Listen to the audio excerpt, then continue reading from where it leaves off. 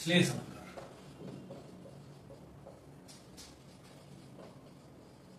देखते हैं श्लेष अलंकार क्या होता है। श्लेष अलंकार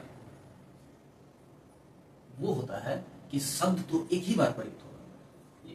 इसके पहले वाले अलंकार में हमने देखा यमक में कि शब्द बार बार आ रहा था और हर बार अलग अर्थ आ रहा था। यहाँ क्या है, शब्द तो एक ही बार प्रयुक्त होगा लेकिन उसके एक से अधिक अर्थ होंगे।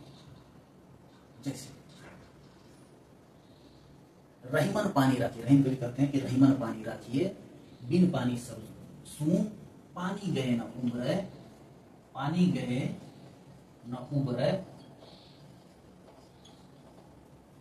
मोती मानुष चूं। पानी रखना चाहिए बचाकर, मोती मानुष चूं। पानी बचाकर रखिए क्योंकि पानी अगर चला जाए तो कौन कौन उबर नहीं पाते हैं? मोती, मानुष और चूना। तो पानी चले जाने से तीन चीजों का, ये तीन जो वस्तुएं हैं इनकी चमक चली जाती है, ये फीके हो जाते हैं। और अब ये जो पानी है इसका अर्थ क्या है? मोती के संदर्भ में अगर देखें कि पानी चले जाने से मोती का क्या हाल होता है, मोती का पानी अगर चला जाए यानी कि उसकी चमक चली जाए तो वो मोती व्यर्थ हो जाता है। तो मोती के संदर्भ में पानी का अर्थ है चमक। मनुष्य के अर्थ में इसी पानी का अर्थ है मनुष्य का पानी चला गया यानी कि उसकी प्रतिष्ठा चली गई। तो मनुष्य के अर्थ में यही पानी क्या अर्थ दे रहा है? प्रतिष्ठा। मनुष्य के संदर्भ में इस पानी का अर्थ हो गया प्रतिष्ठा।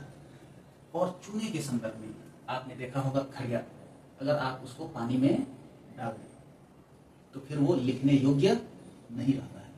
तो चूना भी एक बार पानी में हम उसको डाल दें तो फिर उसका जो गुण होता है, उसका जो लक्षण होता है लिख पाने का, वो समाप्त हो जाएगा। तो चूना यानी कि इस अर्थ में पानी का मतलब पानी ही है। तो पानी का तीन अर्थ, चमक, प्रतिष्ठा और पानी। तो इस अलंकार को हम कहेंगे, इस प्रकार के शब्द जिस काव्य पंक्ति में हों, जिनका प्रयोग तो एक ही बार हो लेकिन अर्थ कई निकले, तो वहां हम कहेंगे कि उस काव्य पंक्ति में श्लेष अलंकार है। अब श्लेष अलंकार दो तरह का होता है, एक होता है अभंग श्लेष और एक होता है सभंग श्लेष। अब अभंग श्लेष का उदाहरण हम देख चुके हैं। अभंग श्लेष पानी का उदाहरण हमने देखा, पानी गए न उबरे, मोती मानुष चून। यहां पर इसका अर्थ बदलने के लिए हमें इस शब्द में परिवर्तन करने की आवश्यकता नहीं है। सिर्फ पानी शब्द ऐसे ही है लेकिन अर्थ बदल रहा है। अब एक दूसरा उदाहरण लेते हैं कि वृषभानुजा, वृषभानुजा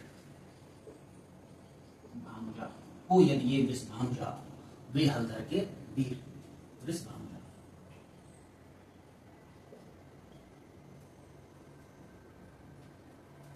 हो यदि ये वृषभानुजा,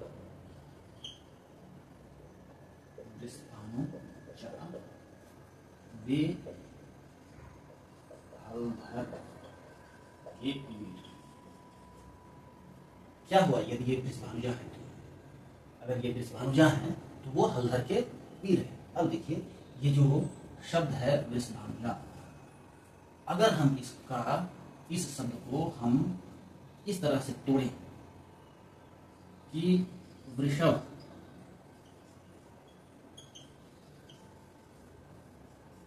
अनुजा हो जाए, इस तरह से अगर हम तोड़ें तो इसका अर्थ होगा वृषभ मतलब बैल और अनुजा मतलब बहन। तो बैल की बहन यानी कि गाय, इसका अर्थ हो जाएगा गाय। लेकिन अगर इस शब्द को ऐसे तोड़ें इसको ऐसे तोड़ें वृषभानु, अगर इसको हम ऐसे तोड़ें तो इसका अर्थ होगा वृषभानु की जाया, यानी कि वृषभानु की पुत्री यानी कि राधा।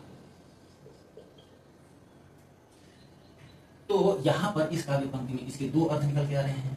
कोई यदि ये वृषभानु, अगर ये वृषभ अनुजा हैं, वृषभ बैल की बहन गाय हैं, अगर ये गाय हैं तो वो हलधर के वीर हैं, यानी कि वो बैल हैं। अगर ये गाय हैं तो हलधर के वीर, हलधर यानी कि कृषक के वीर यानी कि उसके बैल।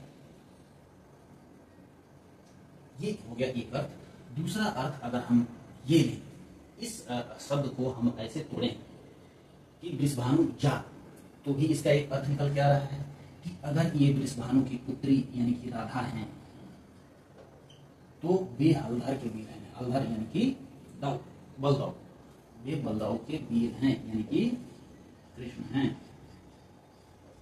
अगर ये वृषभानु की पुत्री राधा हैं तो वे हलधर के भाई श्री कृष्ण हैं। तो हम देखते हैं कि यहां पर हमने क्या किया कि इस शब्द को भंग किया, तोड़ा इसको। तो यहां होगा सभंग श्लेष, सभंग श्लेष अलंकार।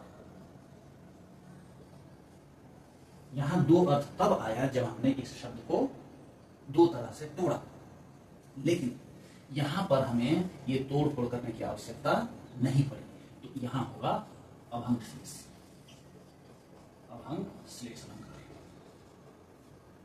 तो हमने देखा कि श्लेष अलंकार दो प्रकार के हो गए, एक